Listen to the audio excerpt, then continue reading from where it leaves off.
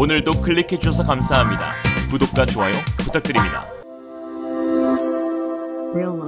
거북선의 화려한 부활에 동부가 해상판도 뒤바뀌다. 현존하는 최고의 전략 해상 무기의 중일 경합 405개의 연구기관과 기업이 기획, 설계, 건조에 참여해 총 조립 부품 158만 5213개, 총 투입공 187만 3264매 나와 조립에 들어간 배관 길이 83km의 핵심 장비인 전투, 소나, 추진체계 등을 국내 기술로 연구 개발한 세계 최정상급 국산 신형 디젤 잠수함인 도산 안창호함이 8월 15일 광복절 전 우리에게 왔습니다. 보고 있나 일본? 한국이 독자 기술로 설계 건조한 해군의 첫 3000톤급 잠수함인 도산 안창호함이 13일 취역했는데요. 이 잠수함에는 불시에 적을 위협할 수 있는 게임 체인저인 잠수함 발사 탄도미사일이 6기나 탑재되어 있어 한반도 유사시에 중요한 전략적 역할을 담당하게 될 것으로 보입니다. 뭘 놀래, 이제 시작인데. 스가자스가 현재 해군은 1200톤 장보고급 잠수함 9척과 손원이급 1800톤급 잠수함 9척 등 총 18척을 운영하고 있는데요. 이에 더해 2024년까지 3000톤급 3척을 추가로 실전 투입할 계획으로 도산 안창호함이 그 첫 번째 잠수함입니다. 3000톤급 이상 잠수함을 독재 설계 기반으로 개발한 국가는 미국과 영국, 프랑스, 인도, 러시아, 중국 등으로 우리 한국은 8번째 개발국에 이름을 올렸습니다. 명실상부 잠수함 강국 코리아.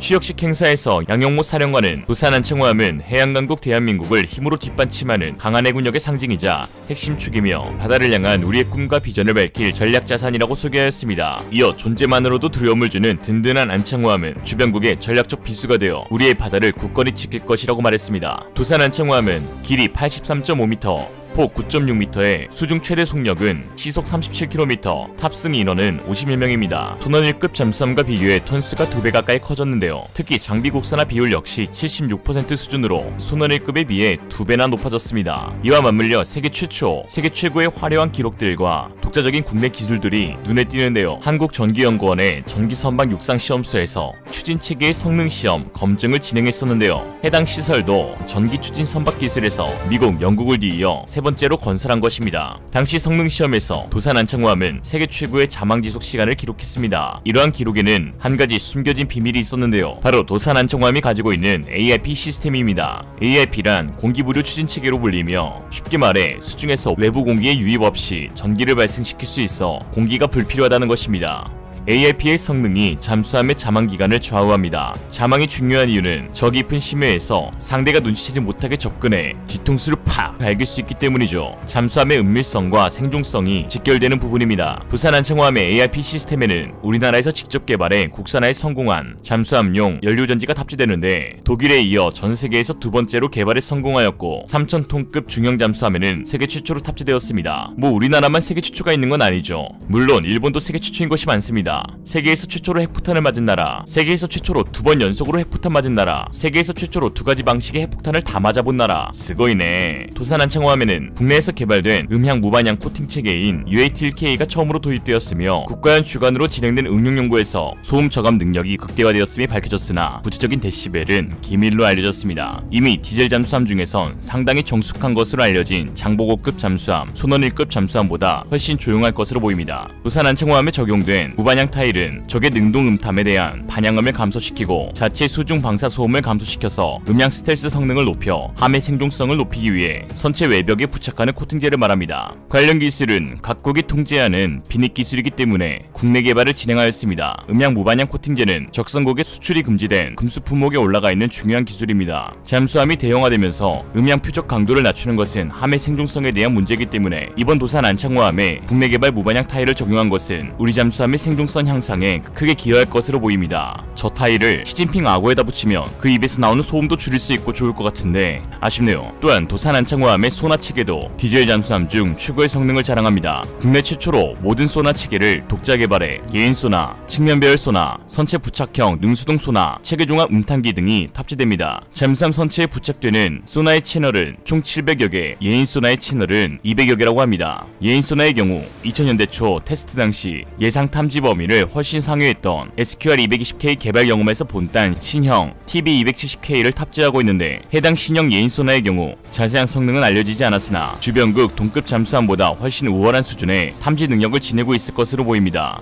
2019년도 국가연구개발사업 자체평가 보고서에서는 독일 아틀라스제 소나 체계 대비 표적수가 2배 이상 우위를 지니고 있다고 평가하였습니다. 거기에 최첨단 무장체계 능력도 갖추고 있는데요. 현존하는 어뢰발사관 가운데 가장 첨단 기술인 ATP 방식의 어뢰발사관 6개를 갖추고 있습니다. ATP 방식은 방사소음도 적지만 다른 방식보다 부피가 작아 공간 운용 효율이 높으며 현존 어뢰발사관 방식 중 가장 빠른 연속 발사 능력을 제공합니다. 이 어뢰발사관에서는 현존 최강의 중어뢰 가운데 하나로 평가받는 사거리 50km급 범상어 중어뢰와 하품 블록 2 버전이 탑재됩니다. 그 가운데 뭐니뭐니해도 SLBM 수직발사대 6기는 도산 안창호함만이 가지고 있는 핵심 무장체계 장비입니다. SLBM은 보통 원자력 추진 잠수함에 탑재되며 재래식 잠수함에 6기나 탑재한 경우는 우리나라가 처음입니다. 사거리 1500km급 순항미사일 12발 또는 800km급 탄도미사일 6발을 수납할 수 있습니다. SLBM은 순항미사일에 비해 표적 도달 속도가 훨씬 빨라 요격이 어렵다는 강점이 있습니다. 빠르면 탄도탄, 탄도탄은 초토화는 일본 땅, 거기에 지대지가 아닌 함대지로서 목표물에 은밀히 가깝게 접근해 발사하는 SLBM은 적국이 레이더로 탐지하기 전에 이미 머리 위로 떨어지게 되는 것이죠. 우리나라는 수중시험 발사에 성공해 사실상 세계 8번째 SLBM 개발국으로 핵 보유국이 아닌 국가로는 세계 최초입니다. 한국의 미사일 기술력에 외신이 극찬하는 이유가 다 있죠. SLBM에 백상어, 범상어, 현무4까지 다 발사 가능합니다. 한국은 세계 5번째 미사일 강국으로 사실상의 핵무기 수준의 미사일 개발에 이미 성공했습니다. 지난해 8월 개발 성공 판정을 받은 현무4는 마하 10 이상의 속도로 목표 지점을 타격하도록 설계되었습니다. 지상에 떨어질 때 순간 위력이 전술핵 수준인 TNT 1킬로톤에 이릅니다. 지구에 운석이 충돌할 때 만들어지는 파괴력을 생각해보면 쉽게 이해할 수 있는데요. 운동에너지를 얻기 위함이죠. 미국이 개발하다 중단한 신의 지팡이에서 단서를 얻었는데 인공위성에서 9.5톤의 무게의 텅스텐 막대기를 지상으로 떨어뜨려 운동에너지로 목표를 파괴하는 개념입니다. 그 어마무시한 괴력의 미사일을 잠수함 발사 탄도미사일로 개발한 것이 바로 현무4-4입니다. 이제 한국은 북한 미사일 능력을 넘어서는 것은 물론 세계 최고의 미사일들을 보유할 것으로 기대됩니다. 그동안 한국을 올가맨 미사일 최대 사거리 족쇄가 풀렸습니다. 이제 눈치 볼 필요 없이 미사일 개발에 나설 수 있으며 기술력은 충분히 갖췄습니다. 그동안 지침을 지키면서도 조용하게 내실을 다져왔습니다. 이젠 최대 사거리와 탄도 무게를 마음껏 늘려 개발할 수 있습니다. 한국은 순항미사일 개발에도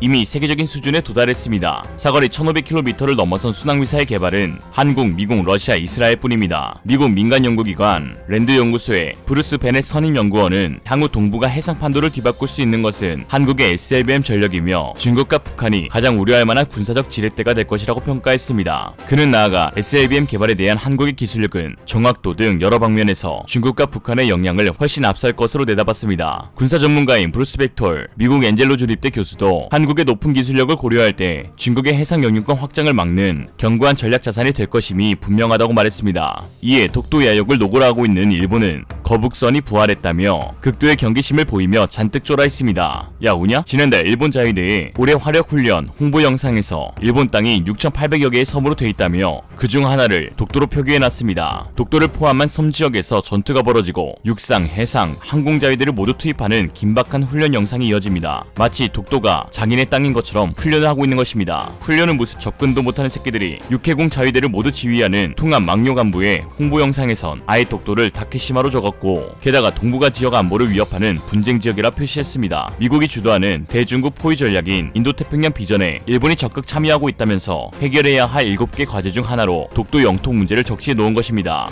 인도태평양 비전과는 전혀 상관없는 독도를 자신들의 입맛대로 끼워 넣은 것입니다. 정작 거기에 넣어야 할 일본과 중국이 영토 분쟁을 벌이고 있는 센카쿠, 중국명, 갸오이더는 쏙 빼놨습니다. 독도 등 7개 문제를 해결하기 위해 자위대가 미국, 프랑스, 호주군과 연합훈련을 실시했다는 설명도 덧붙였습니다. 꿈에서 훈련했나? 마치 이들 나라가 독도가 일본 땅이라는 일본의 일방적 주장에 동의하는 듯한 인상까지 더 씌운 셈입니다. 음흉한 새끼들인 건 알았지만 이 정도일 줄 몰랐습니다. 오는 8월 15일 광복절은 예전부터 지금까지 언행이 간사하기 짝이 없고 신이라고는 어디에도 찾아볼 수 없는 일본으로부터 전쟁으로부터 주권을 회복한 지 76주년이 되는 날입니다. 이제 우리가 믿고 바랄 것은 우리 스스로의 힘밖에 없다는 도산 안창호 선생님의 말씀과 400여 년 전인 1592년 전라 좌수사 이순신 장군께서 섬나라 오랑캐가 침략할 것을 염려하여 만든 거북선의 존재는 21세기를 살아가는 후손으로 국가의 중요성을 다시금 되새겨주는 역사입니다. 21세기 거북선의 부활인 도산 안창호함은 일본을 포함한 정상이라고는 하나도 없는 동북아 민폐 국가들에게